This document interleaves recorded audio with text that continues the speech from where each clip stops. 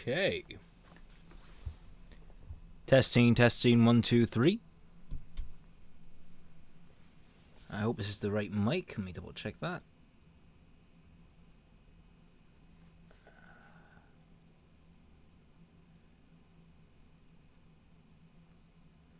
Properties. Yep, sure digital. There we go. How's everyone doing today? Oh, I forgot the music. I gotta get my music up. Ready to police hall. Main hall theme. Main hall theme. There we go. Make that nice and quiet. Loop it. And we're going to go. How's everyone doing?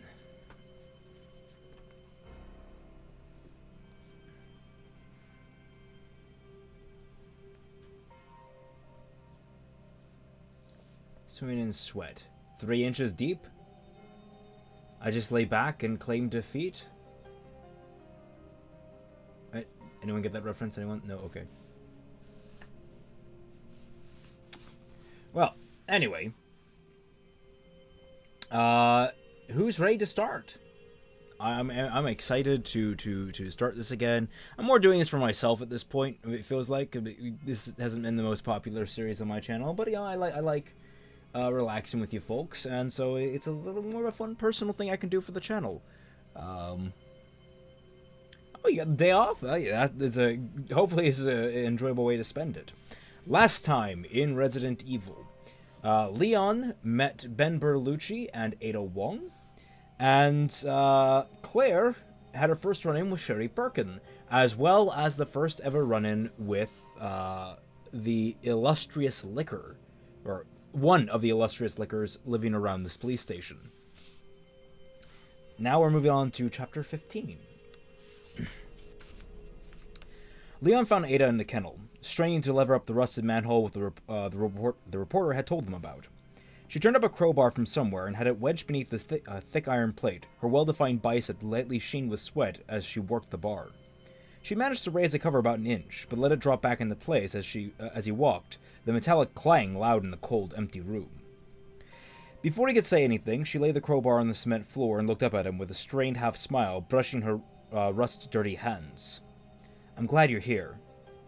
I don't think I'm strong enough to lift this by myself." He hadn't been sure, but the helpless look she gave him clinched it. She was playing him, or trying to. He'd known Ada for all of 20 minutes, but he doubted seriously that she'd ever been helpless about anything. "Looks like you're doing just fine," he said, holstering the magnum, but not making any move towards the manhole. He crossed his arms, frowning slightly. He wasn't angry, just curious. "Besides, what's the hurry? I thought you wanted to talk to the reporter about John, your umbrella friend." The woman in distress looked melted away, and her delicate features turned cool and hard, but not in a bad way. It was as though she was letting her real self show, the strong, self-assured Ada that he'd first met. Leon could tell that he'd surprised her, not by rushing her to aid her, and was glad to see it. He had enough to worry about without being manipulated by a mysterious stranger. She'd been very careful to avoid his questions, but it was time for Miss Wong to explain a few things. Ada stood up, meeting his gaze evenly. "You heard him. He wasn't going to tell us anything. And with this place as dangerous as it is, I don't really want to stand around here waiting for him to develop a conscience." "Sup, Fallen Knight?"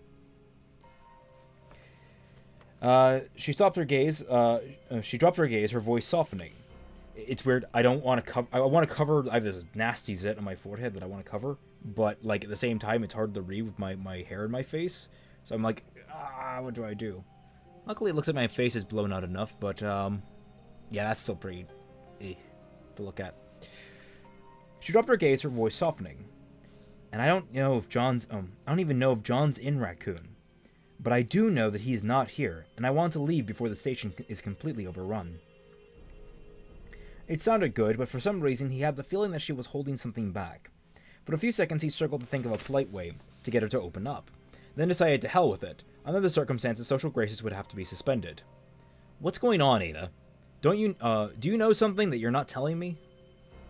She looked at him again, and again he had the feeling that he'd surprised her, but her cool, dark gaze was unreadable as ever. "I just want to get out of here," she said, and the sincerity of her tone was impossible to deny. If he didn't believe anything else she'd said, he had to believe that much. "I wish it was that easy. But there's Claire and even Ben, our asshole friend, and God knows how many others." Leon shook his head. "I can't leave. Like I said, I could be the only cop left around here. If there are still people in the building, I have to at least help them. And I think it'd be best if you came with me." "Oh, welcome Marius Weed Death. What kind of name is that?"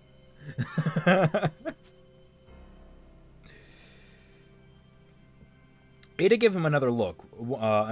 Ada gave him another one of her half smiles.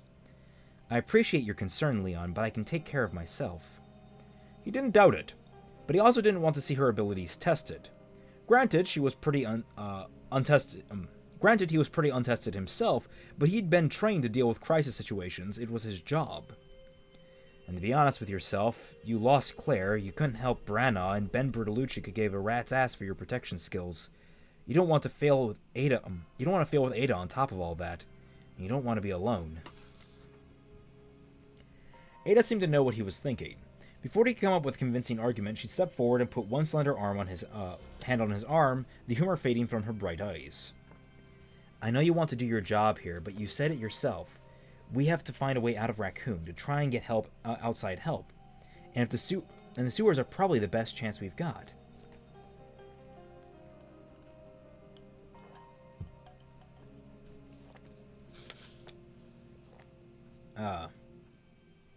I see.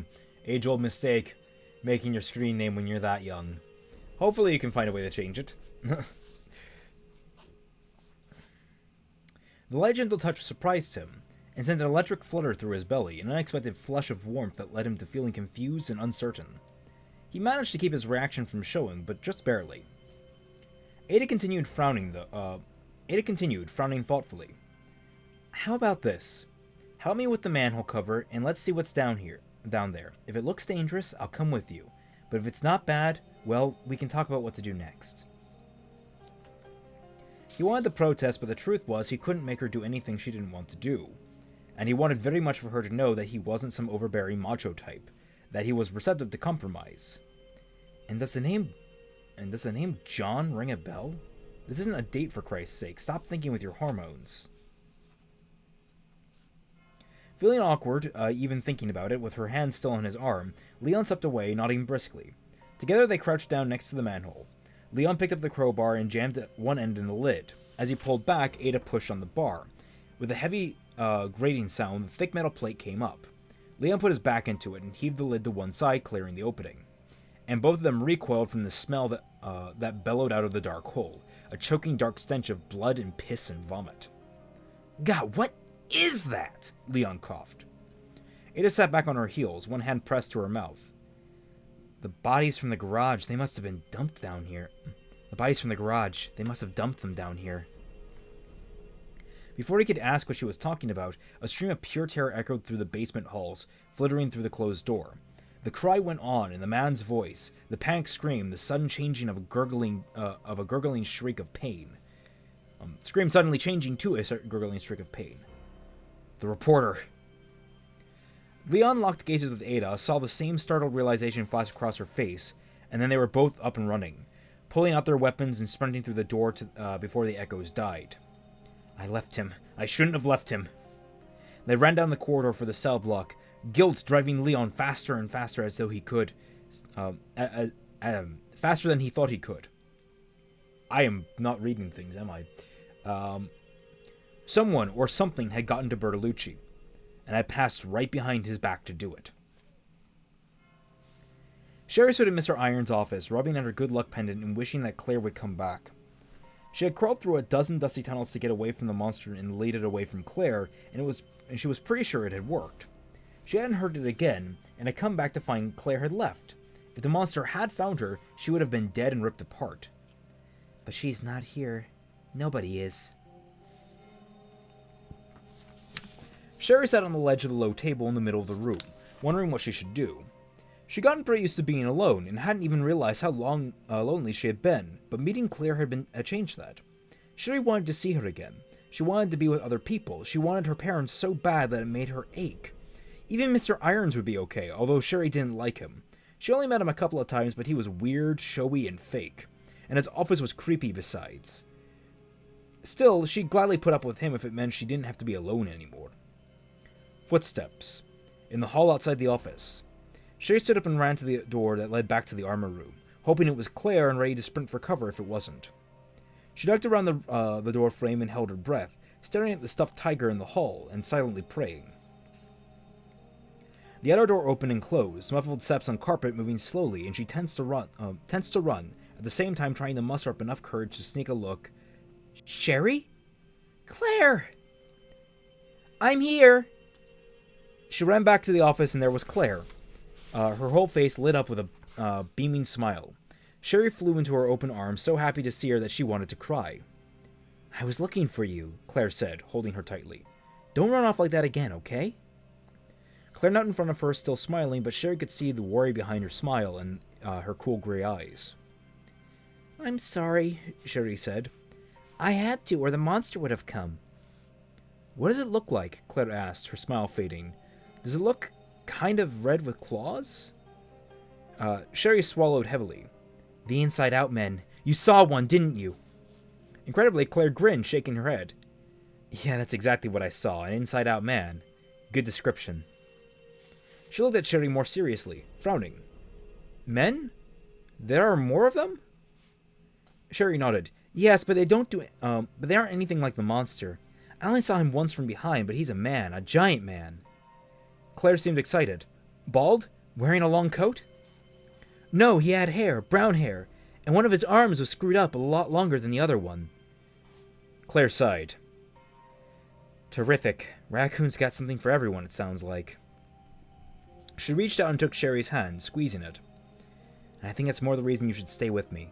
You've done a really good job of taking care of yourself, and you've been very brave, but until we find your parents, I feel like it's my job to watch out for you. If the monster comes, I'll kick its ass, okay? Sherry laughed, surprised into it. She liked that Claire didn't talk down to her. She nodded and Claire squeezed her hand again. Good. So we've got zombies, inside-out men, and a monster. And a big bald guy. Sherry, do you know what happened to Raccoon? How this all got started? Anything you could tell me, anything at all, it could be important. Sherry frowned, thinking. Well, there were a bunch of murders last May or June, I think. Like 10 people got killed. And then they stopped, but then maybe a week ago, somebody got attacked. Claire nodded encouragingly. Okay, did more people start getting attacked, or what did the police do? Sherry shook her head, wishing she could be more helpful. I don't know. Right before that girl got attacked, my mother called me from work, called from work really upset, and told me that I couldn't leave the house. Mrs. Willis, that's our next-door neighbor, she came over and cooked dinner for me, and that's how I heard about that girl. Mom called me again the next day and told me that she and Dad were stuck at the plant and wouldn't be home for a while. And then like 3 days ago, she called again and told me to come here. I went to see Mrs. Willis would come with me, but her house was dark and empty. I guess things had already gotten pretty bad by then. Claire was staring at her intently. You were alone all years, and that you've made it this far means that you're also very strong. That's good because we're both going to have to be strong to make it out of here. Sherry felt her eyes go wide. What do you mean? Leave the station? But there are zombies all over the place, and I don't know where my parents are, and what if they need my help, or they're looking for me? Sweetie, I'm sure your folks are just fine, Claire said quickly. They're probably still at the plant, hiding and safe, just like you were, waiting for people to come from the outside city to make everything better. You mean kill everything, Sherry said.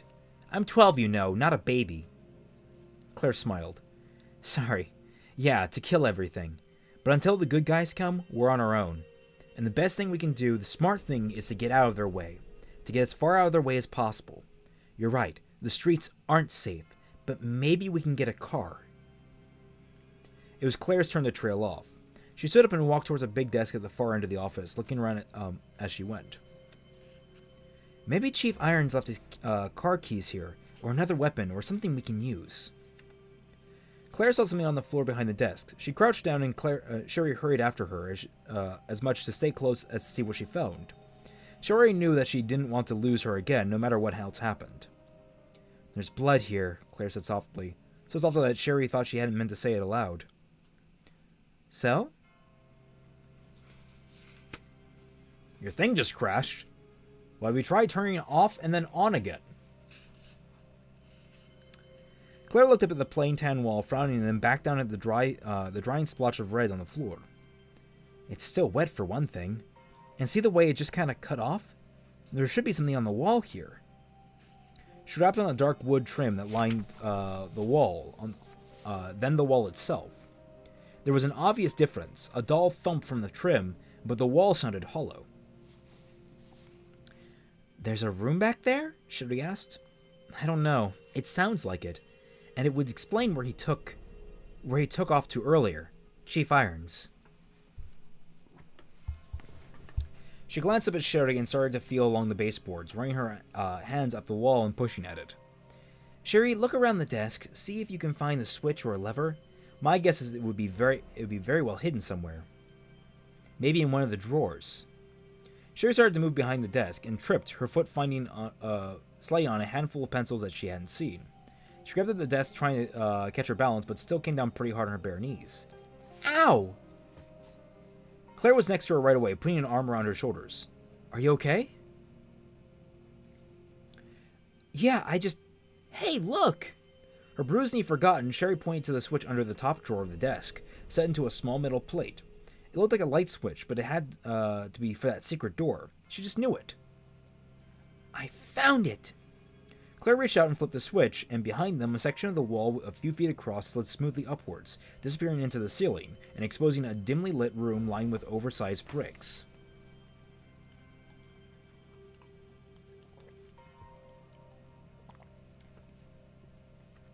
Cool, damp air breezed into the office, and it was a secret passage, just like in the movies. Together they stood and stepped towards the opening, Claire holding Sherry back with one arm until she looked first. The small room was totally empty. 3 brick walls and a stained wood floor, and only about half the size of the office. The 4th wall was dominated by a big, old-fashioned elevator gate, the kind that pushed to one side. Sherry asked Velma, "That's an interesting combination." "Are we going to take it?" Sherry asked. She was excited but nervous too. Claire had taken her gun out. She crouched down next to Sherry and smiled, but it wasn't a happy smile, and Sherry knew what was coming before Claire said a word. "Sweetie, I think it would be safest if I went off and looked around first, and you stayed here." "But you said we would stick together. You said we could find a car and leave. What if the monster comes back and you're not here, or you get killed?" Claire hugged her, but Sherry felt almost sick with helpless anger. She was going to tell her not to worry, that the monster wouldn't come, that nothing bad would happen, and that she was going to leave anyway. Stupid grown-up lies. Stupid grown-up lies. That was what she did. Claire leaned back, smoothing over Sherry's hair away from her face. "I don't blame you for being scared. I'm scared too. This is a bad situation, and honestly, I don't know what's going to happen. But I want to do the right thing by you, and that means I'm not going to take you into a situation where you could get hurt, not if I can't help it." Sherry swallowed back tears, trying again. "But I want to come with you. What if you don't come back?" "I'm going to come back," Claire said firmly. "I promise. And if I don't, I want you to hide again, like before. Somebody will come. Help is going to come soon, and they'll find you." At least she was being honest. Sherry didn't like it, not at all, but at least there was that. And from the look on her face, Sherry could see that there was nothing that she could say to change her mind. She could be a baby about it, or she could accept it. Be careful, she whispered. "Be careful," she whispered, and Claire hugged her again before standing and moving towards the elevator. She pushed a button next to the gate, and there was a low, soft hum. Before a few seconds, an elevator car rose into view, coming to a gentle stop. Claire pulled the gate open and stepped inside, turning a last look at Sherry. "Stay here, sweetie," she said. "I'll be back in a few minutes."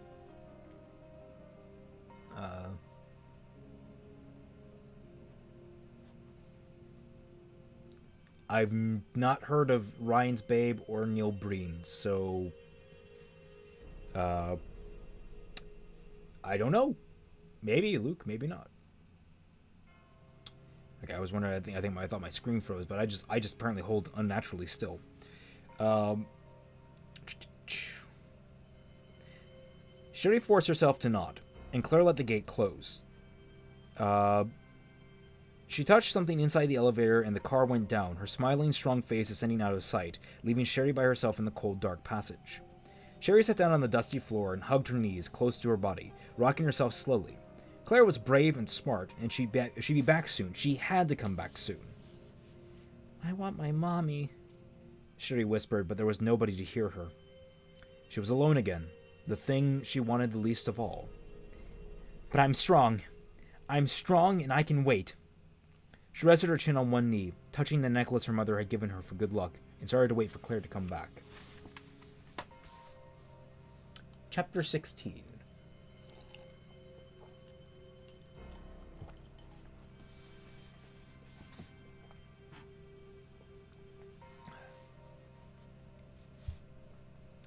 Annette Birkin sat in the laboratory monitor room, exhausted, staring up the wall video screen centered around the surveillance console.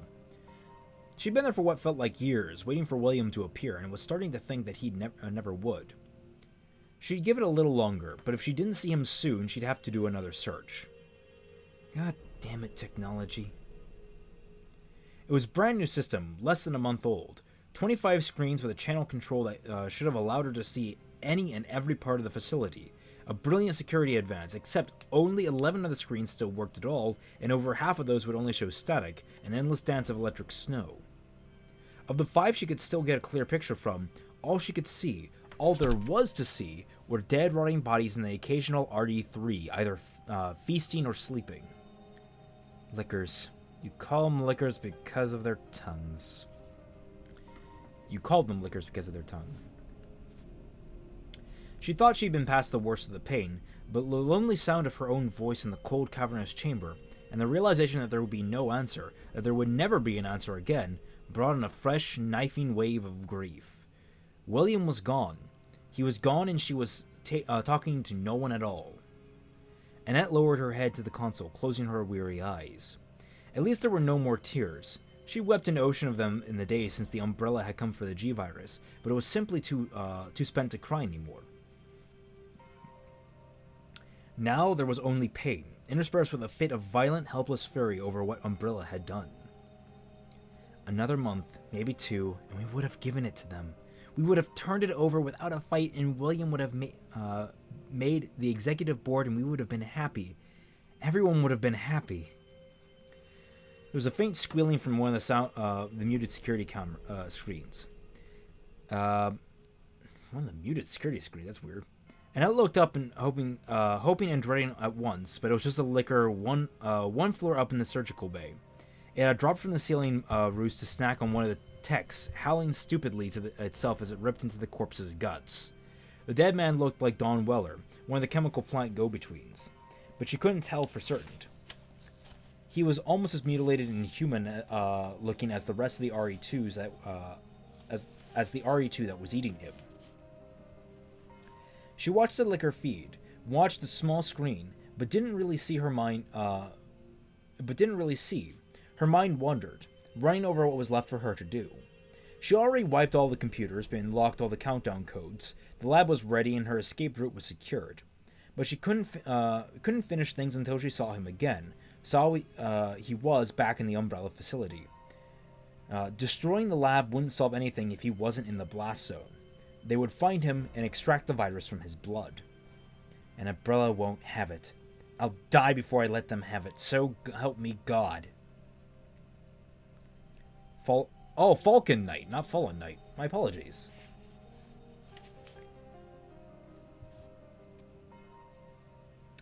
Her only consolation in all this mad, horrible affair was that Umbrella hadn't managed to get their greedy hands on William's synthesis. They hadn't and never would. Everything that had gone into the creation of the G-virus would be buried under 1,000 burning tons of stone and wood, along with William and all the other monsters that they had created for the company. She would go into hiding for a while, take some time to heal and consider her options, and then she would sell the G-virus to the competition. Umbrella was the biggest, but they weren't the only conglomerate working on bioweapon research, and when she thought of them, Uh, and when she was through with them, they wouldn't be the biggest anymore. It wasn't much of a revenge, but it was all she had left. Except for Sherry, Annette whispered, and the thought of their young daughter made her heart ache, a different pain, but a pain nonetheless. Since the day Sherry had been born, Annette had meant to spend more time with her, to focus on the child instead of on her part in William's brilliant work. And yet, somehow the years had slipped by, William's promotions had kept coming, and the work had grown ever more interesting and valuable. And although both she and William had made promises to themselves each other that they would make more of an effort to develop their family life, they had continued to put it off. Oh, that was already on. I'm figuring at the end of this chapter I'll turn my lights on and close the blinds. And now it's too late. We'll never be a family. We'll never be parents together. All that time wasted slaving for a company that sold us out in the end. It was too late. There was no point in mourning what could have been. All she could do now was make sure that Umbrella wouldn't get anything else from the Birkin family. William was gone, but there was still Sherry. That part of him would go on, and Annette meant to finally become the mother she should have been all along. Of course, she'd have waited until things had cooled down before she could collect Sherry, at least a few months, but the girl would be safe. The cops would send her to live with William's sister. It was in both their wills. Unless Irons is still alive. That fat, greedy bastard could find a way to screw up even that if given half a chance. She hoped he was dead. Even if he wasn't directly responsible for Umbrella's awareness of the G virus, Brian Irons was a disgusting, arrogant man with morals of a sea slug. After years of loyalty to the company, he'd been bought out for a measly $100,000. Even William had been surprised, and he'd had even a lower opinion of the police chief than she had. On the screen, the RE3 finished its meal. For the record, RE3s are the liquors.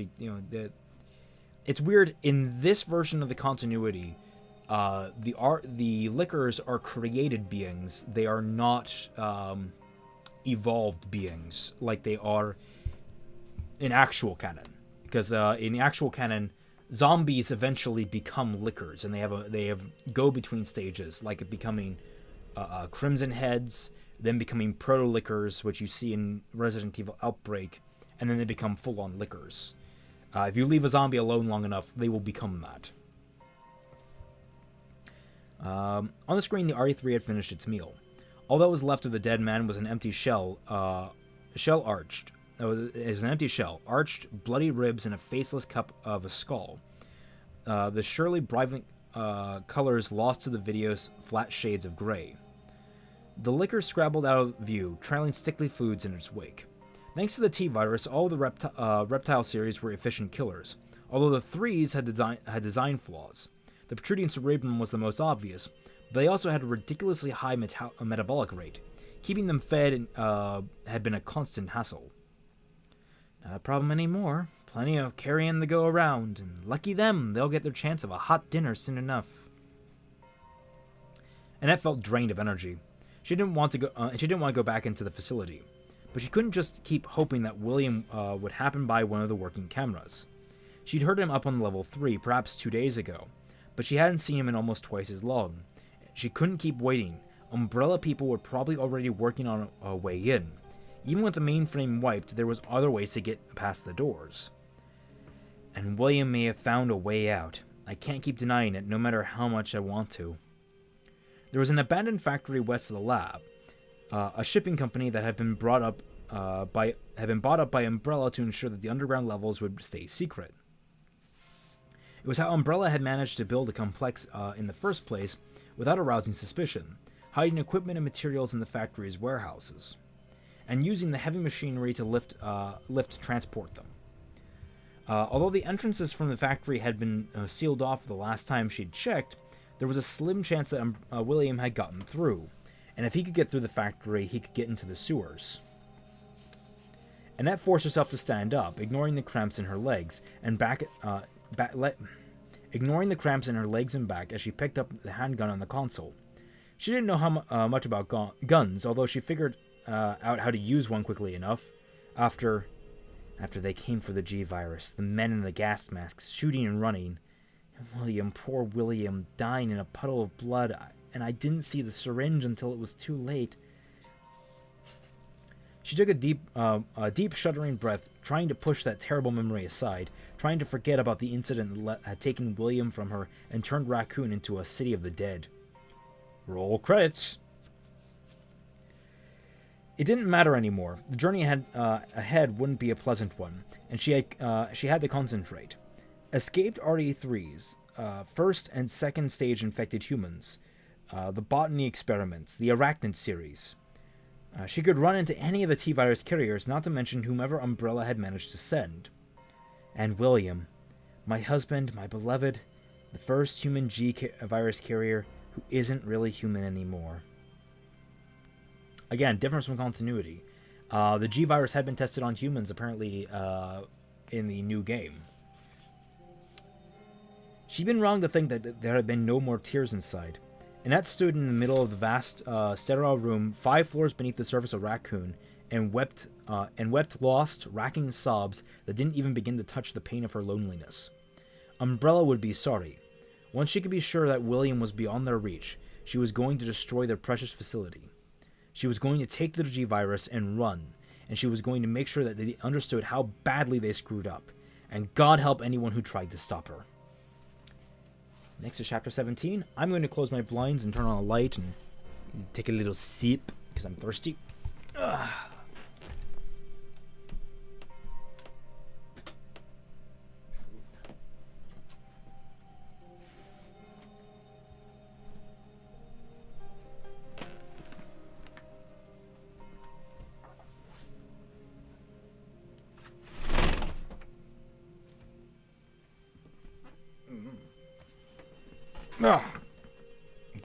Get out from under there. Just record.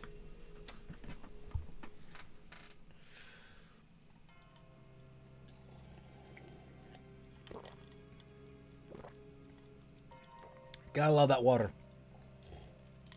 Goes down smooth.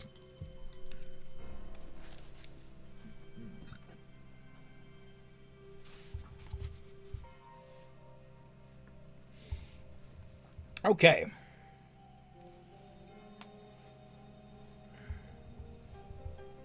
Let's kick this back into high gear, shall we? Chapter 17. Ada ran into the cell block, only a step behind Leon, just in time to see the reporter stumble out of his cage and fall to the floor. "Help him!" Leon shouted, and ran past Bertolucci to check the cell. Ada stopped in front of the gasping reporter, but she ignored his command, waiting to see if whatever had gotten him was going to spread out in the open cell. He was behind bars. How did this happen? She waited, weapon pointed after Leon had leapt in front of the open cell, her heart pounding, and saw the bewildered look on his youthful face, the open surprise. The way his gaze searched the cell told her that it was empty, unless the attacker was invisible. Not a chance. Don't even start thinking like that. Don't let it get to you. Ada knelt down next to the reporter, taking in immediately that he was in a bad way. Dying bad. He'd crumpled up into a half-sitting position, his head against the bars of the cell to adjust adjacent to his. He was still breathing, but it wouldn't be long before he stopped. Ada had seen that look before, the far-seeing gaze, the trembling, the pallor. But what she didn't see was how, and that scared her. There were no wounds. It had to have been a heart attack, maybe a stroke. But that scream! Ben, what happened? His flickering gaze fixed on her face, and she saw that the corners of his mouth were cracked and bleeding. He opened his mouth to speak, but all that came out was a rasping, unintelligible croak. Leon crouched down next to them, looking as confused as she felt. He shook his head at her, in an unspoken answer to her unasked question. There was apparently no sign of what had happened. Ada looked down at Bertolucci and tried again. "What was it, Ben? Can you tell us what happened?" The reporter's shaking hand crawled up his body, his hand resting across his chest. With visible effort, he managed to whisper a single word. "Window." Ada wasn't reassured, The cell's window was barely a foot across, maybe 6 inches wide, and set 8 feet off the cell floor. Nothing more than a ventilation hole that opened into the parking garage. Nothing could have gotten through, at least nothing that she had heard of or read about, and that meant that there were dangers she wasn't prepared against. Bertolucci was trying to speak. Both Ada and Leon leaned closer, straining to catch his painful whispers. "Chest burns. It burns." Ada relaxed just a bit. He'd seen or heard something outside the cell, something that had kicked off a massive coronary. That she could accept. A pisser for a journalist, but it would save her the trouble of killing him herself. He reached out, suddenly grasping her forearm, staring up at her with an intensity that surprised her. His grip was weak, but there was a desperation in his wet eyes. Desperation that, and some frustrated sorrow that inspired not a little guilt from what she had been thinking. "I never told about Irons," he breathed, obviously struggling to hang onto life and get it all out. "He's working for Umbrella all this time. The zombies are Umbrella research, and he covered up the murders, but I couldn't prove it at all, yet was going to be my exclusive." Bertolucci closed his bruised-looking eyelids, breathing shallowly as his fingers fell away from her arms. She felt a surge of pity for him in spite of herself. The poor dumb jerk. His big secret was that Umbrella was into bioweapons, and that Irons was on the take. It would have been a big scoop, too, but apparently he hadn't even been able to get hard evidence. "He doesn't know dick about the G-virus. He never did. And he's going to die regardless. Talk about a shit deal." "Jesus," Leon said softly. "Chief Irons?" Ada had all but forgotten how clueless the young cop was. He was obviously new, but a couple of times he'd seemed so perceptive that she'd been taken aback. The kid wasn't just a testosterone case. There was definitely something going on upstairs. "Knock it off already. He's not much younger than you. The reporter's about to kick it, and you need to be on your way, not worrying about Officer Friendly."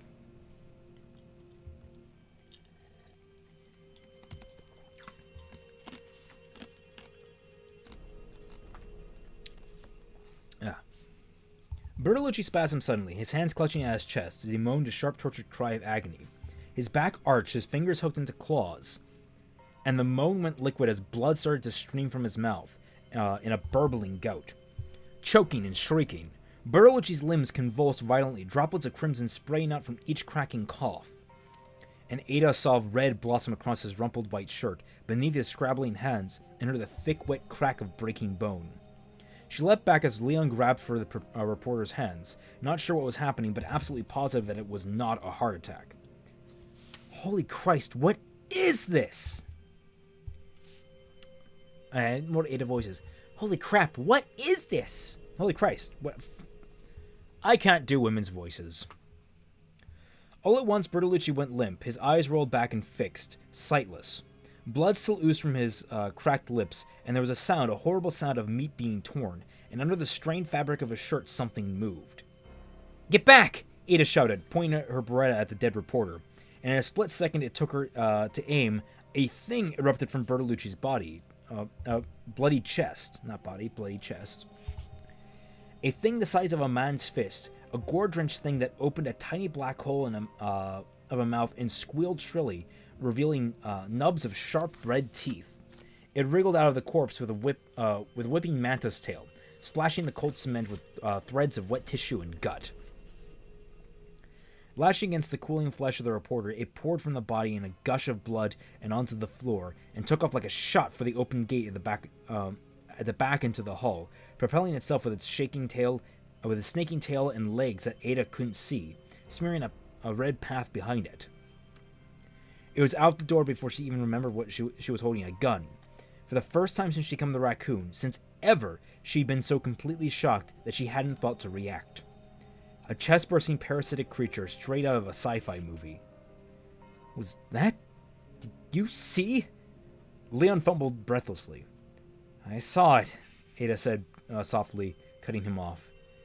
And she turned and looked down at Bertolucci, at his face frozen in a bloody contortion of anguish, and the gaping white cavity just below his sternum. His mouth cracked at the corners. He'd been implanted with the creature, by what she didn't know, and she didn't want to know. What she wanted was to get the mission wrapped as quickly as possible, and then get as far from Raccoon City as she could. In fact, she thought she'd never want anything quite so badly. When she first realized that there had been a T-virus incident, she expected to have to deal with some kind of unpleasant organisms, but the thought of having one of them forced or forcing its way down her throat, nestling inside of her body like some kind of slick, aberrant fetus before eating its way out. If that wasn't the most horrible thing she could think of, it ran close. "I'm getting out of here," she said, and without waiting for a response, she turned and walked briskly towards the gate, careful not to step on the glistening trail of blood that the tiny monster had created. "Wait, look, I think... Ada, hey!" She stepped into the corridor, weapon raised, but the creature was gone. The blood trail petered out less than halfway down the hall, but she saw that they had left the door open to the kennel. The door to the kennel open, and the manhole covers off. Terrific. Leon caught up to her before she'd gone more than a few steps. He stood in front of her, blocking her path for just a moment. Ada thought he was going to try and physically stop her. "Don't do it. I don't want to hurt you, but I will if I have to." "Ada, please don't go," Leon said, not a command but a plea. When I got to Raccoon, I met this girl, and I think she's in the station somewhere. If you could help me find her, the three of us could leave together. We stand a much better chance." "Sorry, Leon, but it's a free goddamn country. You do what you have to, and good luck, but I'm not staying. I've had enough. When I get out, I'll send help."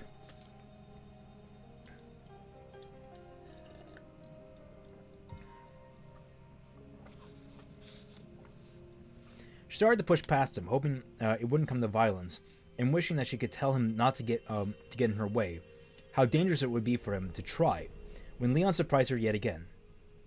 "Then I'm coming with you," he said.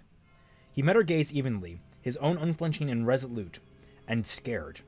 "I'm not going to let you do it alone. I don't want anyone else... I don't want you to get hurt." Ada stared at him, not sure what to say. Now that Bertolucci was dead, she didn't want to have to ditch Leon in the sewers. It wouldn't be hard, considering how extensive the system was. But he was just so goddamn nice, so determined to be helpful, that she was starting to not want to have anything bad, want to do anything bad to him. Things would be a lot easier if he was just some asshole on a machismo kick. "Okay, so blow your cover. Tell him you're a private agent working to steal the G-virus and you don't want company. Tell him about the relief you felt when you realized the reporter was about to die, or how you don't have a problem with killing, if it's for a good cause, like getting paid. See how nice and helpful he is after that." Not an option. Neither was trying to talk him out of coming along. It wouldn't make sense. And there were some parts of her, some part that she didn't want to admit to, that she wanted very much not to be alone. Seeing that things had popped out of Bertolucci had shaken her. It had left her feeling that she wasn't as invulnerable as she liked to think. "So let him come, get to the lab, find a safe place to leave him there. No harm, no foul." Leon was watching her closely, studying her, waiting for her approval. "Let's go," she said, and the grin he gave her, though winning, made her feel even more uncomfortable. Without another word, they walked towards the kennel, Ada wondering what the hell she was doing, and whether or not she was still capable of doing whatever it took to get the job done. Claire stood in front of a medieval door at the very end of the dark dungeon-like hallway that the elevator had taken her to. The station had been chilly, but the icy damp of the stone hall made the station seem like summer. It was like she'd descended into some ancient haunted castle straight out of the Middle Ages. She took a deep breath, trying to decide how to go in. She was pretty sure that Irons wouldn't appreciate a surprise visit, but the idea of knocking seemed ludicrous, not to mention dangerous. There were torches burning in sconces on either side of the heavy wooden door, the door itself belted with strips of rusty metal. And if she had any doubt before that Irons was crazy, the sight of the twin sputtering torches and the feel of cold, quiet dread that suffused the corridor itself had wiped her uncertainty out. A secret tunnel, a hidden room, complete with mood lighting? What sane person would want to hang out down here? It wasn't the disaster that did it. Irons must have been nuts way before Umbrella's accident. Another certainty, although she didn't have any proof. But when Sherry had told her about what her parents did for a living, and that what had happened just prior to her coming to the station, something had clicked. Umbrella worked with diseases, and the population of Raccoon had definitely come down with a bad case of something. There must have been some kind of accident, a spill that had released the strange zombie plague. Quit stalling. Claire bit her lip, not sure what she should do. She didn't doubt that Irons was down here somewhere, and she did not want to run into him again. Maybe she should go back up, get Sherry, and try to find another way out. Just because the area was secret didn't mean that it was some kind of escape route. Still stalling, and Sherry is up there by herself, and you've got a gun, remember? A gun with very little ammo. If this was Irons' hidden lair, maybe he kept a weapon inside. Or maybe it was just another corridor, one that led even deeper into the bowels of the station. Either way, wondering about it was telling her exactly jack shit. Claire put her hand on the latch, took another deep breath, and pushed it open. The heavy door swinging in slowly on well-oiled hinges. She stepped back, pointing the handgun. Jesus. An empty room, as dank and unwelcoming as the corridor, but with the furnishings and decor that made her skin crawl. A single naked bulb hung down from the ceiling, illuminating the creepiest chamber she'd ever seen. There was a table in the middle of the room, stained and battered, a hacksaw and some cutting utensils scattered on top, a dented metal bucket and a mop, slopped against one water-stained wall, and next to a portable basin with the dried red patches inside. Shelves laden with dusty bottles and what looked like human bones, polished and pale, set out like macabre trophies. That and the smell, a thick chemical reek, sharp and acidic, that only just covered the darker smell. A smell like insanity. Even looking into the room made her, want to be sick. Nuts was maybe an understatement of the year for the police chief. But there was nobody home, and that meant that there could be another secret passage somewhere inside. Or at the very least, she had to check for weapons. Swallowing, Claire stepped into the room, glad that she hadn't brought Sherry with her. Looking at the private little torture chamber was going to give her nightmares. It was going to expose.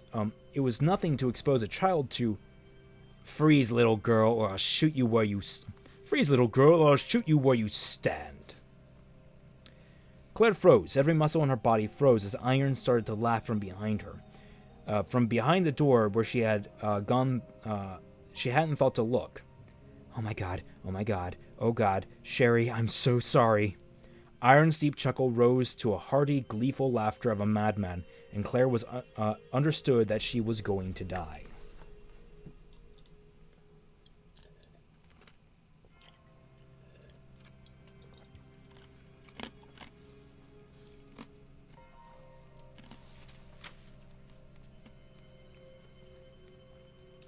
Okay. Making sure, just checking how many chapters we've got going.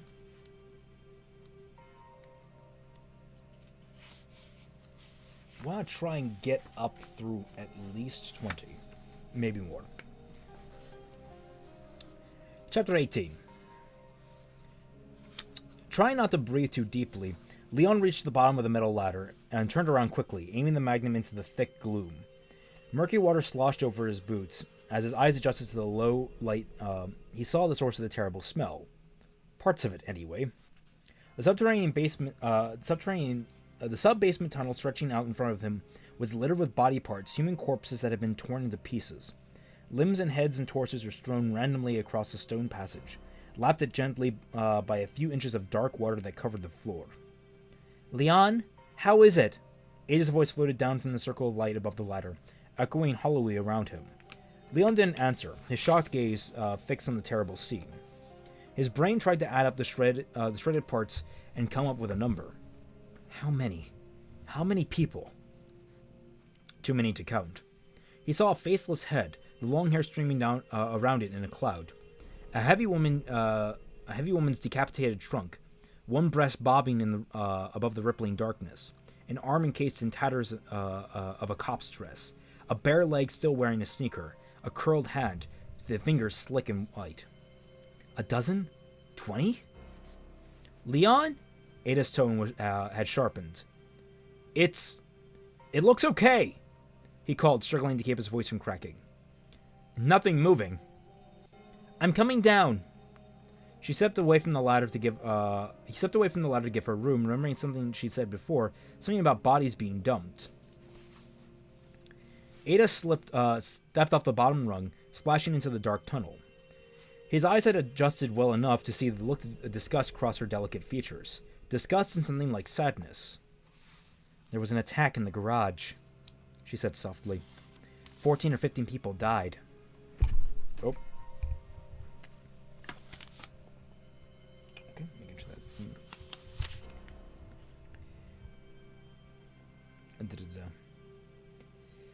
that. She trailed off, frowning, and took a step past him to get a closer look at the severed and mutilated remains. When she spoke again, she sounded worried. I didn't see the attack, but I don't think they were torn up like this. She looked up, scanning the roof of the tunnel, gripping her 9mm tightly. Leon followed her gaze, but only saw an algae-thick stone.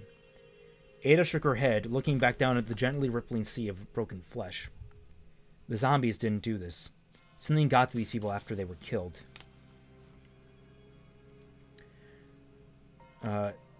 So it's not safe down here. We should head back up, and... Ada started forward, stepping through the tangled limbs, the sound of her careful sloshing movements seeming very loud in the otherwise silent tunnel.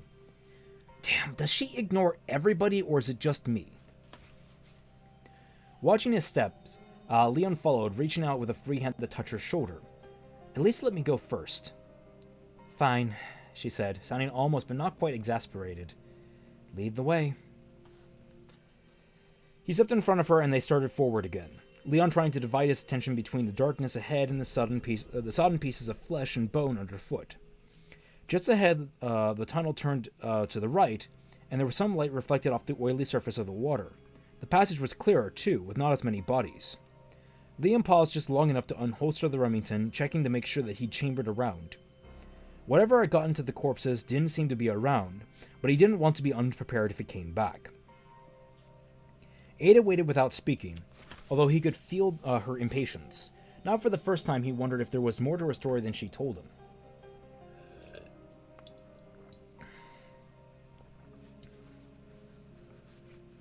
He was scared, and he also was also cold and tired and afraid for Claire, who might still be wandering the station. He didn't know if Claire was still alive, but he hadn't felt right letting Ada walk into a bad situation on her own. Ada, on the other hand, she was as calm and as controlled as a veteran soldier, expressing nothing but a kind of irritable eagerness to get on with things. And if she appreciated his presence at all, she was taking great pains not to show it. It wasn't that he needed or wanted her gratitude, but wouldn't most people be happy to have a cop along, even a rookie? Maybe not. It wasn't time or place to start asking questions. Leon shut down his thinking and started to move again, stepping gingerly over the chewed-up chunk of flesh that he couldn't identify.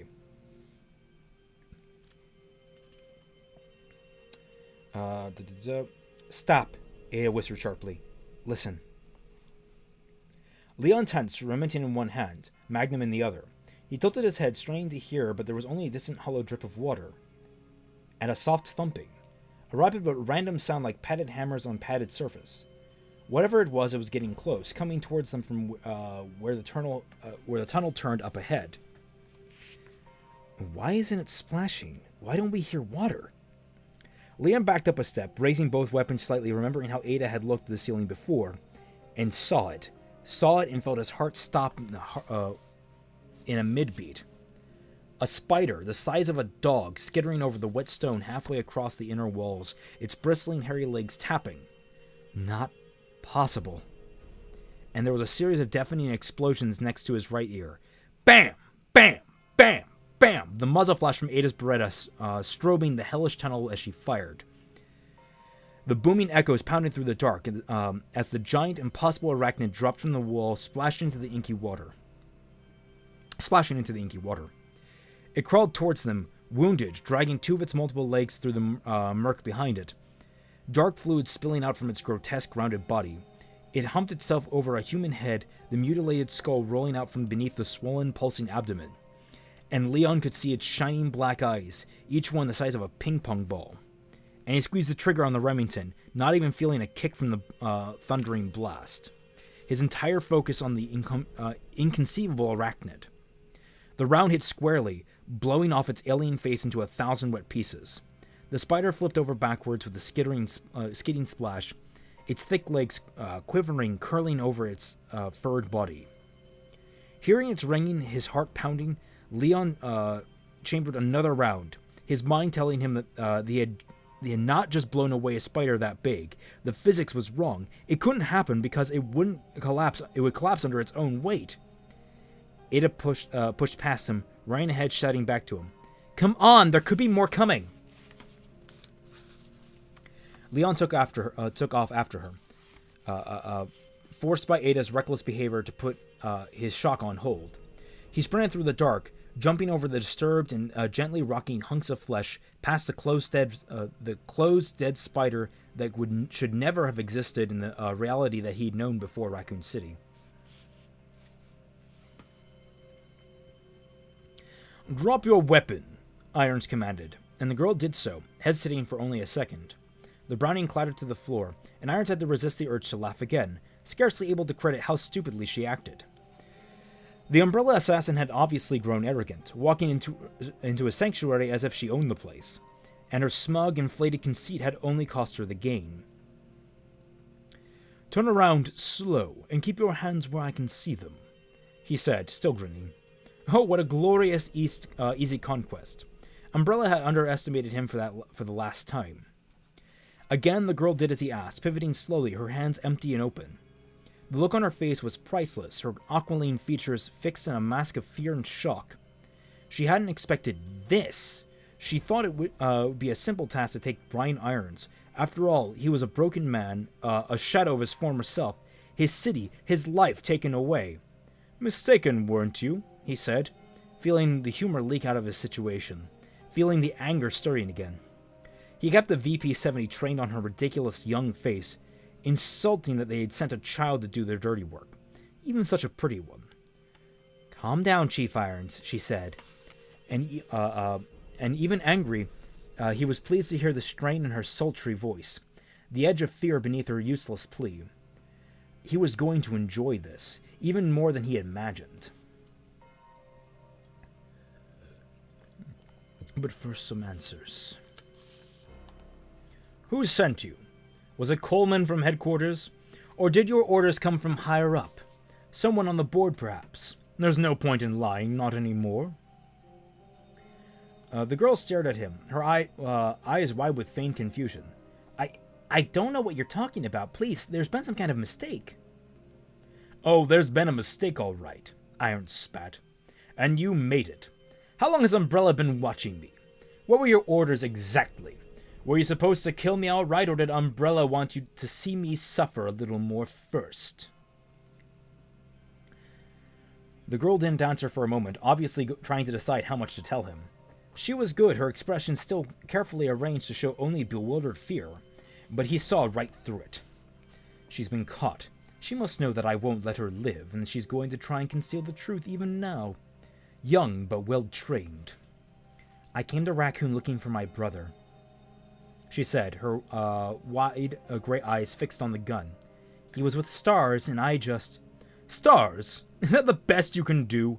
Irons laughed bitterly, shaking his head. The Raccoon Stars had fled well before things had fallen to shit, and at last he'd heard Umbrella had already converted the organization to their purposes, and was working to eliminate those who wouldn't cross over. As a cover story, it didn't play. But there is something. He narrowed his eyes, studying her pale, anxious face. "And just who is your brother?" "Chris Redfield. You know him. I'm Claire, his sister. And I don't know anything about whatever Umbrella did, and I wasn't sent here to kill you. She spoke quickly, all but stumbling over herself to get her story out. She did look like Redfield, though her eyes at least. Although why she thought that connection would help her somehow was beyond him. Chris Redfield was a pompous, disrespectful upstart who had openly defied him many times. In fact, Redfield was working for Umbrella, wasn't he? Even saying it aloud, Irons could see that was the truth, and his anger swelled up like a red tide. An acid heat flushed through his veins and made him feel sick. Even my employees, all along, treasonous Umbrella puppets. The Spencer estate, the accusations against Umbrella, that was all a setup. They had him stirring trouble to distract me so they could steal Birkin's new virus. Oh, I do try. Voices are my favorite thing to do. I adore voice acting. Irons took a step closer to the girl, barely able to keep himself from pulling the trigger in spite of his plans. The girl, Claire, took a step back, holding up her hands, palms out, as if to ward off the righteous fury. That's how the stars knew how to get out of town, he snarled. They were warned to get out of town before the T-virus leak. He took another step forward, but Claire had stopped, her eyes going even wider. You mean Chris isn't here?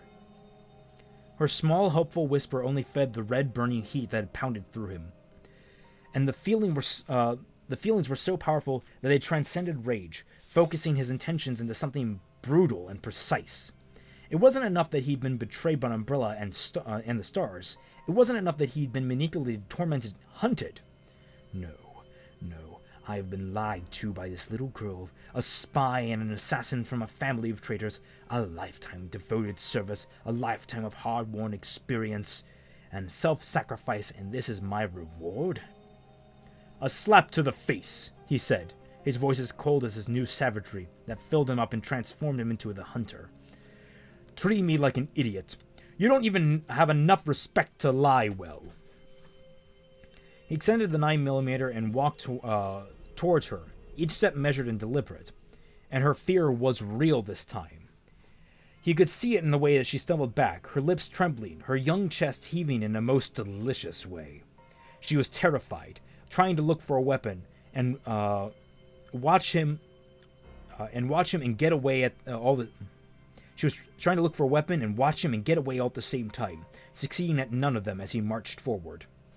I have the power, he said. This is my sanctuary. This is my domain. You are the intruder. You are the liar. You are the evil. And I'm going to skin you alive. I'm going to make you scream, you bitch. I'm going to make you wish you were never born. Whatever they paid you, it wasn't enough. She backed against one of the shelves, tripping over the leg of a work table, almost falling on top of it. On top of the covered trap door in the corner. Irons followed, feeling that the beautiful, excited power coursed through him, feeling excited by her helplessness. Please, you don't want to do this. I'm not who you think I am.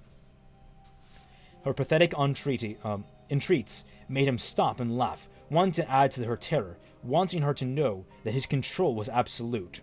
She was wedged between a trophy shelf and the covered pit, and Irons stayed a safe distance away, enjoying the look on her glistening, overbright eyes. The panic of the trapped animal, soft and warm, powerless animal of a tender, pliable flesh. Irons licked his lip, his hungry gaze traveling over her limber, smooth, cowering form. Another trophy, another body to transform, and it was time to get down to business, to... What the? The board that covered the sub-basement entrance flew into the air, splitting with a tremendous crack, one jagged piece hitting Irons' hip. He staggered, not understanding. He was in control, yet something had gone horribly, horribly wrong. Something wrapped around his ankle, something that squeezed it so tight, he heard the bone being crushed and felt incredible, spiking pain travel up his leg. And he locked gazes with the girl, her eyes bright with a new terror. And in that instant of contact, of clarity, he wanted to tell her so much. Tell her that was a good man. He was a man who never deserved any of what happened to him. and the vice-like grip jerked. And Irons was falling, dropping the gun, pulled into the pit by his screaming, and the pain of the beast that waited for him down below.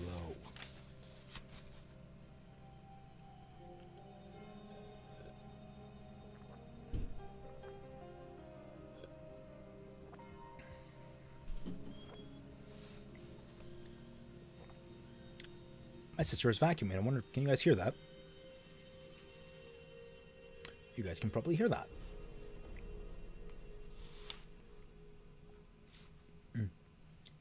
My tongue is drying out. 1 minute Irons was standing in front of her, staring into her with a terrible, wrenching sorrow, and in the next he was gone, yanked into a hole in the floor by an arm that she only caught a glimpse of, a muscular, dripping arm with footlong claws. It whipped out of sight, taking Irons with it into the darkness below. There was another scream from the creature, a powerful, lusty howl that matched and then surpassed by intensity of Irons' terrified shriek. Frozen by the piercing screams, Claire could only listen in shock and relief, and fear for herself battling through her as a horrible cry swept up through the open hole, pounding her ears with the cold, dismal dungeon that Irons had created. Until his cries burbled to a stop only a second or two later, and the slurping, meaty, wet noises began. Claire moved, scooping up the handgun that Irons had dropped, and ran around the table in the middle of the room, not wanting to be grabbed and pulled under like he had. It killed him. It killed him, and it was going to kill me. The reality of what just had happened, of what would have happened, hit her all at once, turning her limbs into rubber. Claire forced herself a few more steps away from the open pit and collapsed against one of the sweating stone walls, taking in great whooping breaths of the bitterly scented air. He had been planning to kill her, but not right away. He had been planning to kill her, but not right away. She had seen it in his mad gaze that had crawled over his body, heard the eager anticipation in his crazy laugh. There was a low, grunting sound from the corner, a bestial sound, the growl of a well-fed lion. Claire turned, raising the heavy gun, astounded that she could feel any more horror. And something burst up from the hole, something with flailing arms. And Claire fired, the shot going wide, a glass bottle on a shelf exploding as the thing hit the floor. And it was Irons, but only half of him. He had been heavily bisected, neatly bisected, cut in two by the thing that had snatched him. Everything below the fleshy waist was gone, trails of torn skin and muscle hanging down over his oozing pools of blood that had replaced his legs. Claire backed towards the door, the weapon still trained on the opening, and heard the creature, the monster, scream again, an echoing howl that faded away, falling away into some distance that she couldn't imagine. A second later, she couldn't hear it at all. It was gone. Sherry's monster. That was Sherry's monster. She edged slowly towards the mangled corpse of Chief Irons, towards the empty, yearning blackness of the hole, but it wasn't all blackness. She could see light filtering from above somewhere. Enough that she could see there was another floor below, what looked like the metal grid pattern of a catwalk, and a ladder leading to it. A sub-basement? A way out? She stepped back from the opening, her thoughts racing and disorganized, trying to absorb the information along with what Irons had told her. Chris wasn't in Raccoon. The stars were gone. A wonderful, terrible relief because it meant that he was safe, but it also meant that he wasn't about to come running to save the day. There had been a spill at Umbrella, which explained the zombies. Wow, this is a long chapter.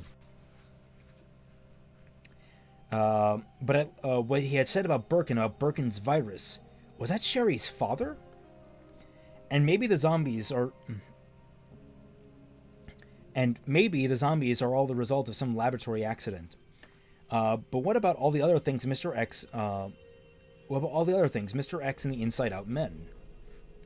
The way Irons had ranted about Umbrella suggested that while the accident was unexpected, the pharmaceutical company wasn't some innocent victim. What had he called it? T-virus, she said softly, and shivering. There was Birkin's new virus, and then there was the T-virus. The zombie disease had a name, and you didn't name something unless you knew something about it, which meant she didn't know what it meant. All she knew was that she and Sherry needed to get out of Raccoon, and the sub-basement might be a way. It wasn't a dead end. The monster had killed Irons and had gone somewhere. And do you really want to follow it with Sherry? It could come back, and if it actually is looking for her... Not a happy thought, but then neither was hitting the streets. The station was already crawling with God knows what other creatures. Claire checked the clip of the weapon magazine. Irons had left behind, counted 7 bullets. Not enough to face off what the thing had been in the station, but enough to maybe keep the monsters at bay. It was a chance, but she was willing to take it. Claire took a brief breath, blowing it out slowly, collecting herself. She needed to keep it together, for Sherry's sake, if not for her own. She turned, looking at the mangled remains of the police chief. It was a terrible way to have died, but she couldn't find in herself to feel sorry. He had been ready to rape and torture her. He had laughed when she had pleaded for her life, and now he was dead. She wasn't happy about it, but she wasn't going to shed any tears either. Her only feeling about it was that she should have covered her only thought about it was that she should cover him up before she brought Sherry down with her. The girl had seen enough violence for one lifetime. You and me both, kiddo.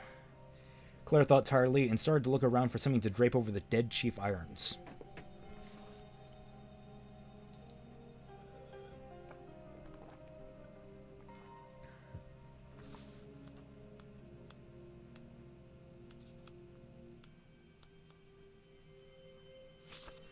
Okay.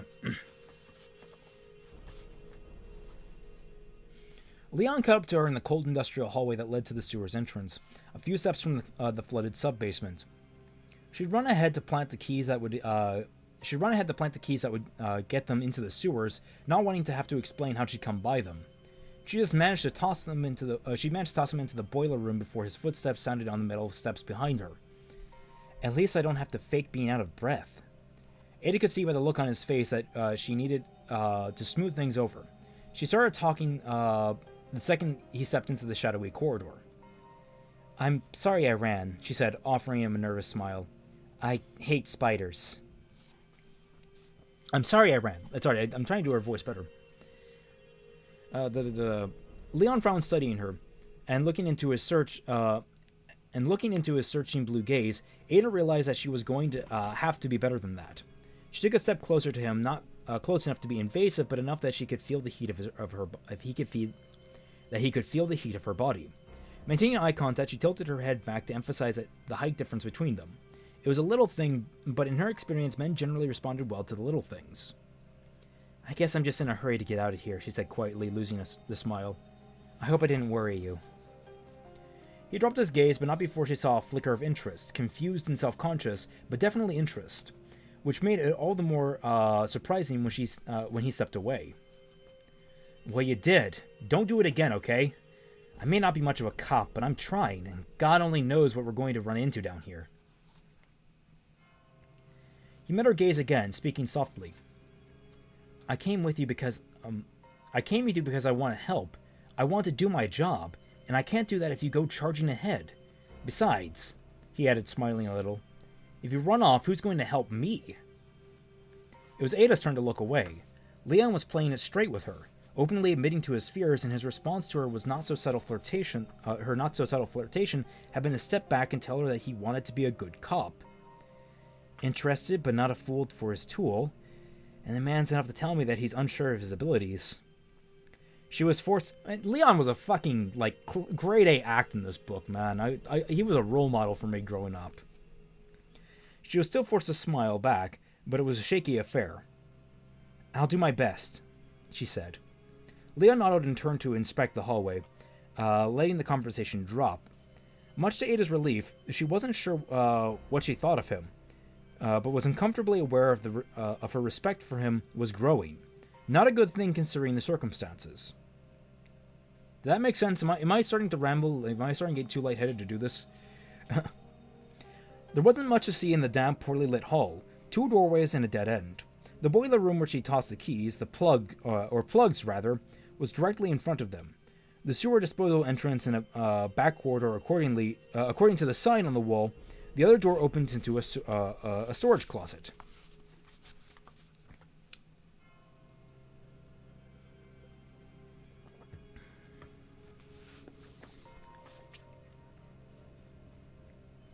Ada followed as Leon walked to the closet, the closest of the two doors, the storage room, hanging back as he pushed it open with his magnum and stepped inside. Boxes, a table, a trunk, nothing more important, but at least no more creepy crawlies. After a quick search, he stepped back into the hall, and they moved towards the boiler room. How'd you learn to shoot like that anyway?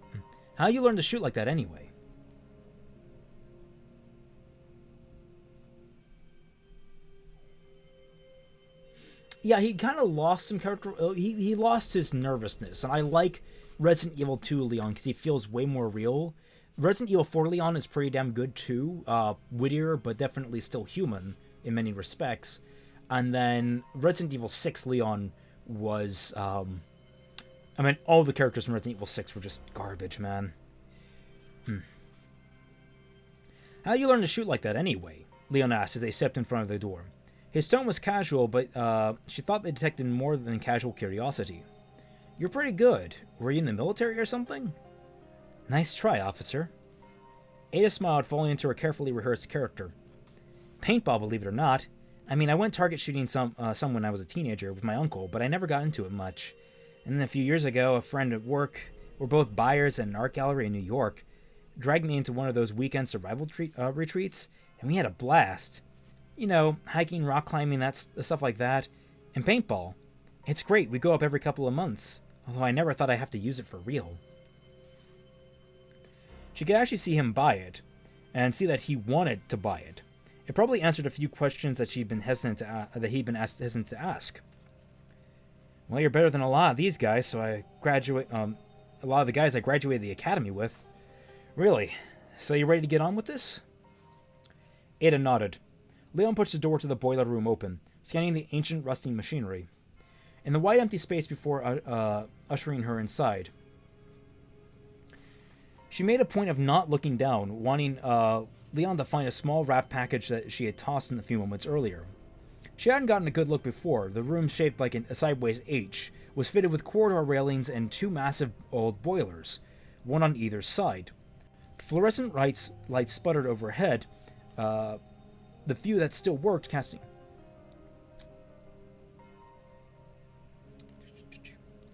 fluorescent lights sputtered overhead, and the few that still worked casting strange shadows across the metal pipes that ran down the watermarked walls. The door that led into the sewers... the door that led into the sewer system was in the far left corner, a heavy-looking hatch next to an insert panel. Hey! Leon crouched down, picking up the bundle of plugs that would open the hatch. Looks like somebody dropped something. Before Ada could go through the charade of asking him what he found, she heard a noise. A soft slithering noise coming from the area in the right back corner, neatly blocked from view by one of the boilers. Leon heard it too. He stood up quickly, dropping the bundle and raising his shotgun. Ada pointed her Beretta towards the sound, remembering how the door had been slightly ajar when she had come up from the sub-basement. Oh, hell. The implant. She knew it before it even crawled into sight, and it was shocked anyway. The little bugger had grown, and had grown fast, easily 20 times its former size in half as many minutes. And it was still growing, apparently, at an exponential rate. In the few seconds it took for the creature to move into the middle of the room, it went from the size of a small dog to the size and bulk of a 10-year-old child. The shape had changed, was changing too, was no longer the alien tadpole that had chewed its way out of Bertolucci. The tail was gone, and the creature that inched its way across the rustling floor had developed limbs, stretching arms folding out of its rubbery flesh. Claws popped out of the tan and swimming skin that swirled over its body, accompanied by the sounds of gristle being punctured. Muscular legs unfurled, liquid that snapped into sinewy shape as its stuttering crawl became a smoother, almost feline. The shotgun and the Beretta sounded in the same time. A string of massive blasts peppered the higher whine of the night.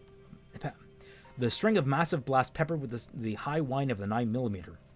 The creature was still shifting, standing, mutating into a humanoid shape, and in response to the booming shots that smacked into the twisting flesh, was to open its mouth and vomit a grunting projectile scream of rotten green bile that hit the floor and started moving. The stream that gushed from its wide, flat face was alive, and the dozen or so crab-like creatures that stumbled out of the monster's gaping mouth like liquid seemed to know exactly where the threat to their fetid mutant womb. Where the threat was to their fetid mutant womb. The skittering, multi-legged animals swarmed towards Ada and Leon in a silent wave, as the implant monster took one massive step forward, pulsing cords standing out into the impossibly long, thick neck. Leon had the heavier firepower. "Got him!" Leon shouted, already targeting and shooting the closest of the tiny, bileless green crabs. They were fast, but she was faster. She pointed and squeezed. The baby monsters exploded into small fountains of dark Icarus fluid, dying as silently as they had come. Leon blasted again and again with the shotgun, but Ada couldn't spare a glance to see how he was faring with the mother beast. 5 of the crawling babies left. 3 more rounds and she'd be dry. And she heard the shotgun clatter to the floor, heard the deep but less powerful fire of the 50 AE round resonating through the metal room as she picked off 2 more of the spider creatures, and her weapon clicked empty. Without stopping to think, Ada let go of her Beretta and dropped to the floor. She grabbed the shotgun by the barrel, rolling it up into a crouch beneath Leon's line of fire, and swung the weapon down hard. 2 of the mutant animals were smashed into goo by the heavy stock, but the third, the last of them, sprang forward with unexpected bursts of speed, and landed on her thigh, catching hold with needle-sharp claws. Ada dropped the shotgun, crying out as the animal scuttered up her leg, the warm, damp weight of it making her frantic with disgust. "Off! Get it off!" She felt back, more like, "Off! Get it off!" That's it. That's more than. See, sometimes when you're reading these things, you don't know exactly how they come out. She fell backward, slapping the creature had already reached her shoulder, and was skittering towards her face, towards her mouth. And then Leon was grabbing her, roughly pulling her up with one hand as he snatched the animal with the other. Ada stumbled against him, clutching his waist to keep from falling. The bug clung tenaciously to his fabric. Spreadsheet Castia. Whoever, if you're watching, thank you for subscribing. Separate Lee Castia. That's an interesting name. Ada stumbled against him, clutching to his waist to keep from falling. The bug clung tenaciously to the tight fabric of her dress, but Leon took a good grip. He tore it away, shouting as he flung the flailing thing to the floor. "The Magnum!"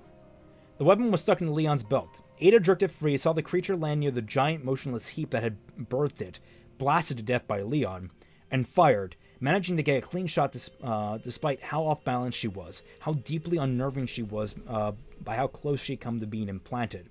The round clanged against the floor, rust chips spluttering up, and the creature was blown into an ugly stain in the back wall, obliterated. Nothing moved, and the 2 of them stood there for a moment, leaning against each other like survivors of some sudden, terrible accident, which, in a way, they were. The entire firefight had taken less than a minute, and they had come out unscathed, but Ada wasn't going to kid herself about how close it had been, or what they had just managed to destroy. G-Virus.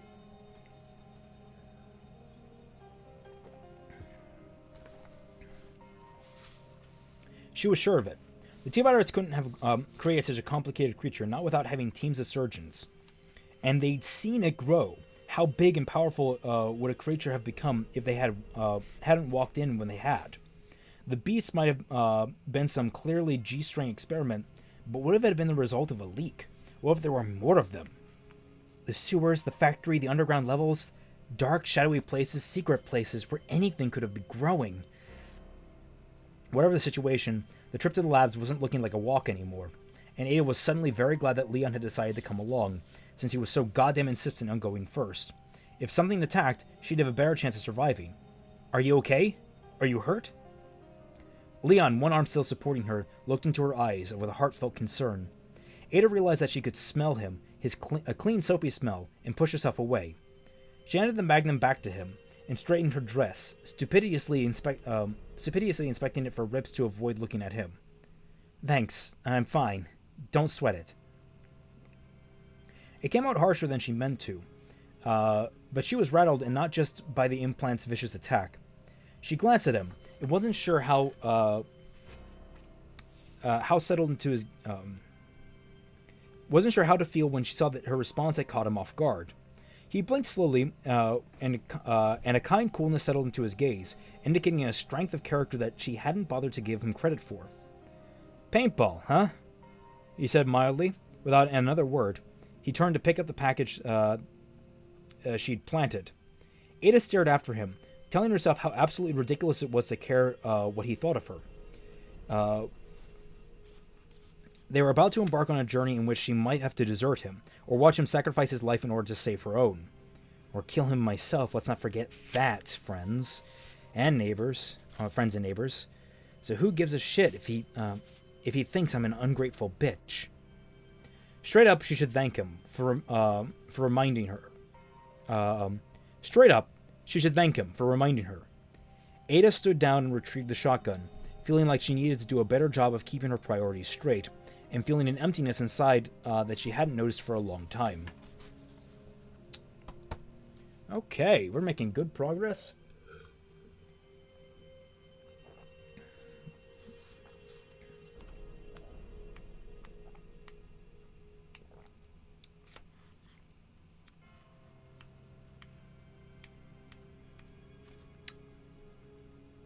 Okay, so I think we'll go through chapter 20 and then end it there. I'm feeling pretty drained. I forgot to eat anything, so I would want to get off some dinner. But I hope the 6 of you that are watching are enjoying the stream so far. Chapter 20. Mr. Irons had been a very bad man. A sick man. Sherry supposed that she'd known all along on some level, but seeing his secret torture chamber like some mad doctor's workshop made it all the more real. The room was just gross. Bones and bottles, and a smell even worse than the zombies. Perhaps that was why seeing the shape on the floor, the incomplete body shape beneath the blood-stained tarp, didn't bother her half as much as Claire seemed to think it would. Sherry stared at it, wondering what had happened exactly. "Come on, sweetie, let's get going," Claire said, as the forced note of brightness in her voice told Sherry that Mr. Irons had been severely messed up. All Claire had told her was that Mr. Irons had attacked her, and then something had attacked him, and that there was a chance they could get somewhere safe if they went down into the basement. Sherry had been so relieved to see Claire at all that she hadn't bothered to ask questions. Not big enough to be a whole person under there. Did he get eaten? Or chopped into pieces? Sherry? Let's go, okay? Sherry laid a hand on her shoulder, gently pulling her away from what was left of the police chief. Sherry let herself be led towards the dark hole in the corner, deciding that it was best to keep her questions to herself. She thought about saying that she didn't care about that Mr. Irons was dead, but she didn't want to appear rude or disrespectful. Besides which, Claire was trying to take care of her, and Sherry didn't mind that at all. Claire went down the ladder first, and after a second called up to her to tell her that it was safe to come down. Sherry stepped carefully onto the metal rungs, feeling really happy for the first time in days. They were doing something. They were getting out of the RPD station and heading for escape. Whatever else happened, it was good to feel.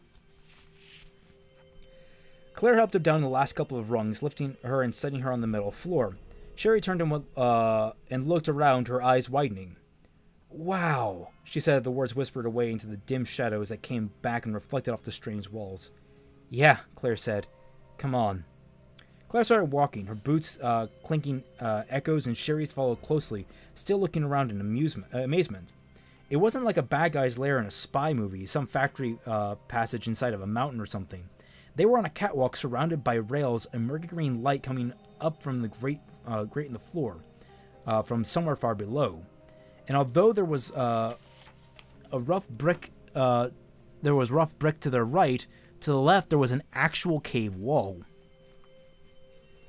She could see a giant dripping pillars of stone that stretched off into the darkness, natural formations of rock that were stained green by the weak, ghostly light. Sherry wrinkled her nose, as interesting as it smelled pretty rotten, and she didn't like the way that the sound carried in the chilled air. making everything seem hollow. What do you think of this what do you think this place is? She asked softly. Claire shook her head. I'm not sure. Between the smell and the location, I say we're in part of a strange, we're part of a sewage treatment plant. Sherry nodded, glad to know, and even more glad to see that the way out was just ahead of them. The walkway wasn't very long. It turned left, and there was another ladder at the end, one that went up. When they got to it, Claire hesitated, peering up into the opening overhead, and then back around to the dark, empty cave. I should go up first. How about you climb up right behind, but stay on the ladder until I say it's clear? Sherry nodded, relieved. For a second, she'd been afraid that Claire was going to tell her to stay down here and wait like before. No way. It's dark, stinky, and lonely. If I were a monster, this is where I'd be.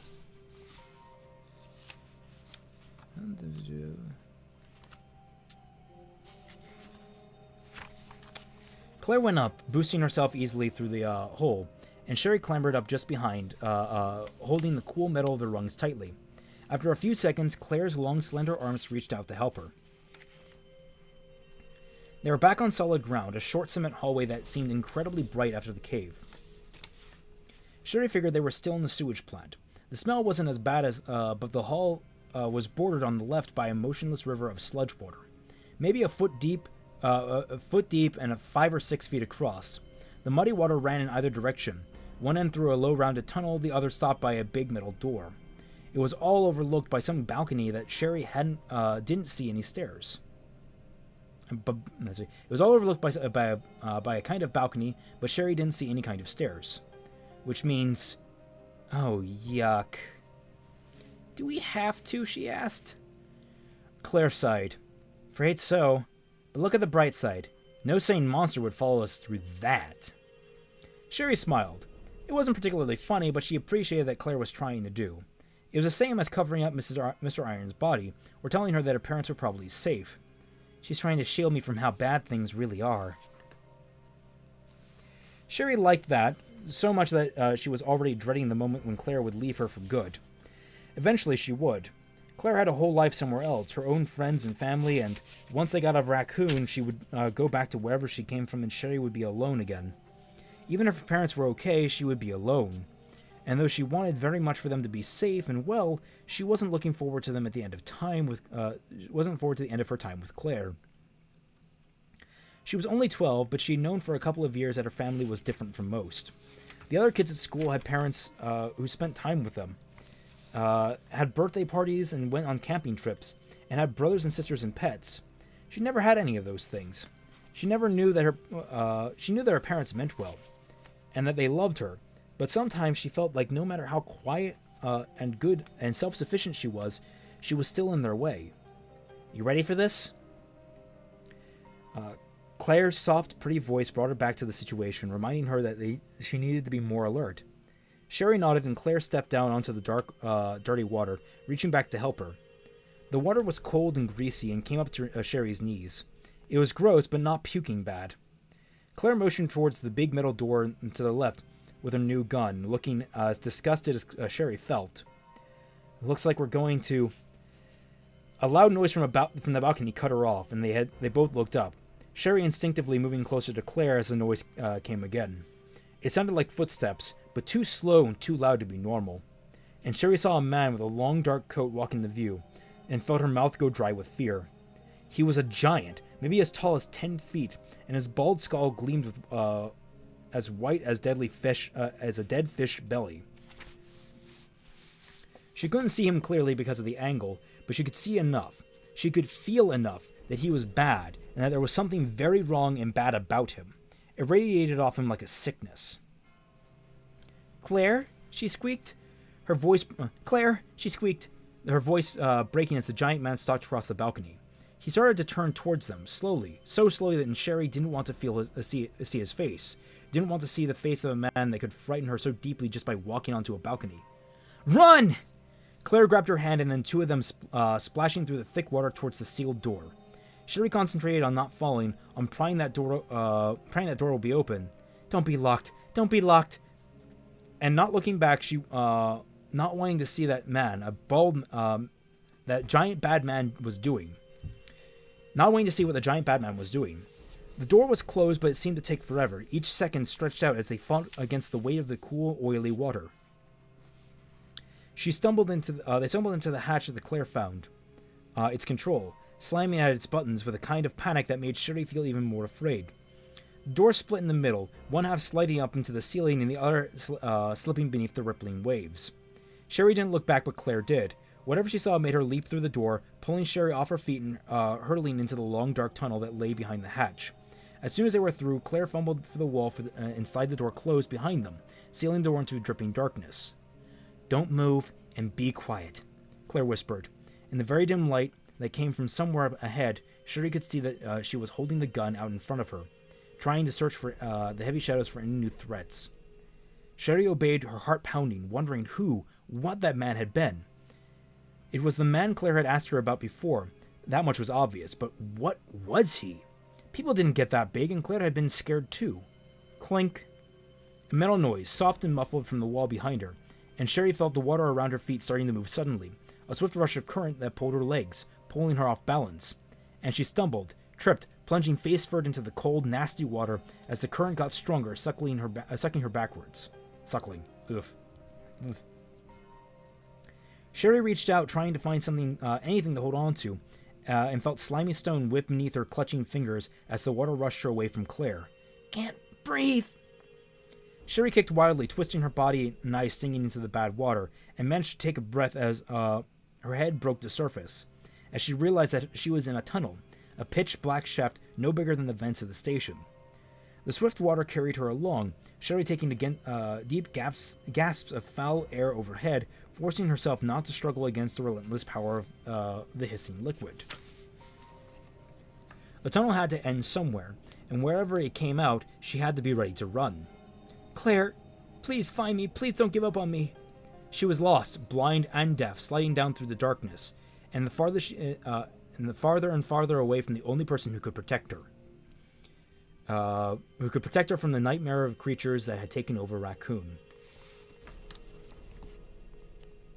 Almost there. Annette no longer doubted that her husband had escaped the laboratory levels. Not only were half the facility entrances unsealed, the fences that surrounded the facility had been breached, and the sewer tunnels, the tunnels that should have been mostly empty, were crawling with human carriers that had to come from outside. Even as advanced as they have been in terms of cellular deterioration, she had to shoot down five of them just to clear a path from the tram to the sewage operation room. After what seemed like an eternity trudging through semi-treated, inky waters of the labyrinth system, she had come to the platform she had been looking for. Annette stepped up into the concrete platform she'd been looking for. Annette stepped onto the concrete tunnel, gazing warily at the closed door a few meters in front of her. Closed and undamaged, a good sign.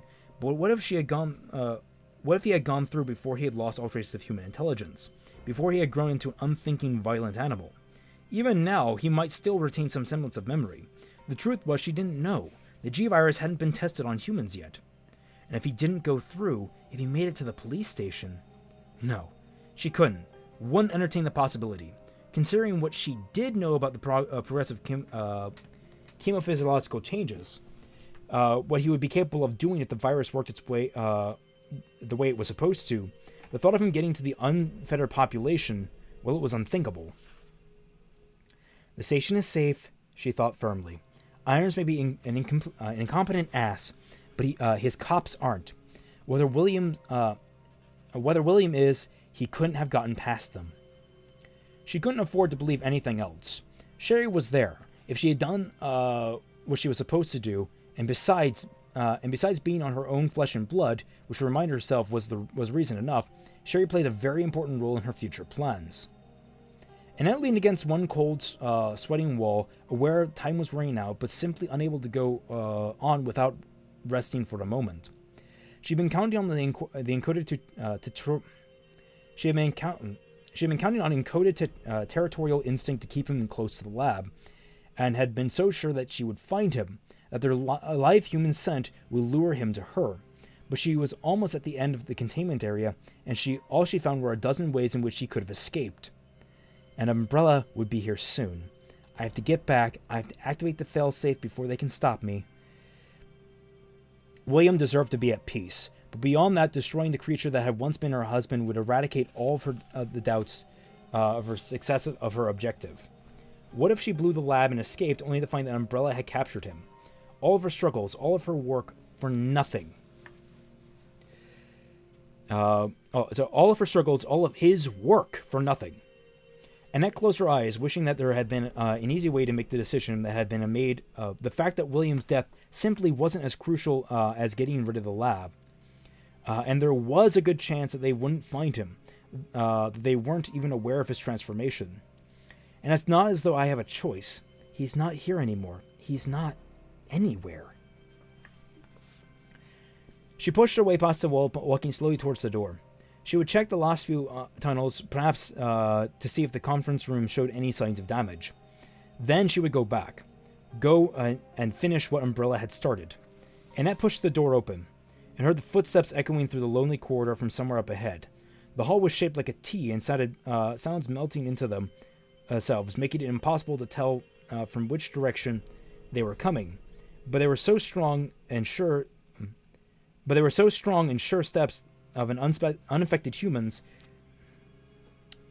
But they were the strong, sure steps of uninfected humans, perhaps more than one, and that could only mean one thing.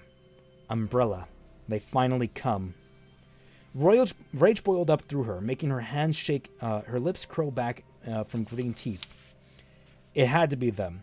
It had to be one of the murdering spies. Besides Iron and a few of the city officials, only Umbrella knew these tunnels were still in use. And they led to the underground facility. The possibility that it was some innocent survivor of the spill didn't cross her mind, and neither did running. She raised her handgun and waited for the heartless murdering bastards to appear. A figure stepped into sight, a woman in red, and Annette fired. Bam! But she was trembling, screaming inside, and the shot went high. It ricocheted off the cement wall with a whining, zipping sound, and the woman was raising a weapon of her own. And Annette fired again. Bam! Zip! But suddenly there was another one, a blurred flying shape that leapt in front of the woman, knocking her out of the way, and all of it happening at once. And Annette heard the cry of pain, a man's cry of pain, and felt a burst of roaring triumph. Got him! I got him! But there could be more. She hadn't hit the woman, and they were trained killers.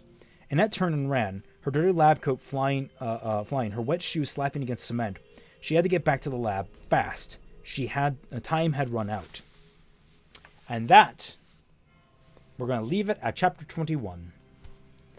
I hope you all enjoyed this reading. I know we're kind of dwindling in numbers, but I've had a good time, and I'm glad that you guys could join me. If you guys want to support the channel, if you're viewing this from the gaming link, you can hit the join button. I don't know if that's still there anymore, if it even exists, because I know YouTube Gaming got taken down, but like for some reason my link still works. I know you guys are probably subscribers already, and it's most likely. If you guys wouldn't mind sharing this around for other people to watch, I would very much be happy about it. Let me just quickly change the name. Chapters 14, the previous chapters, they were, if it would load, chapter 15 through 20.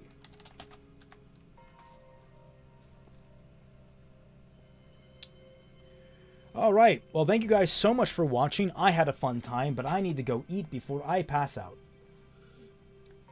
Catch you all on the flip side.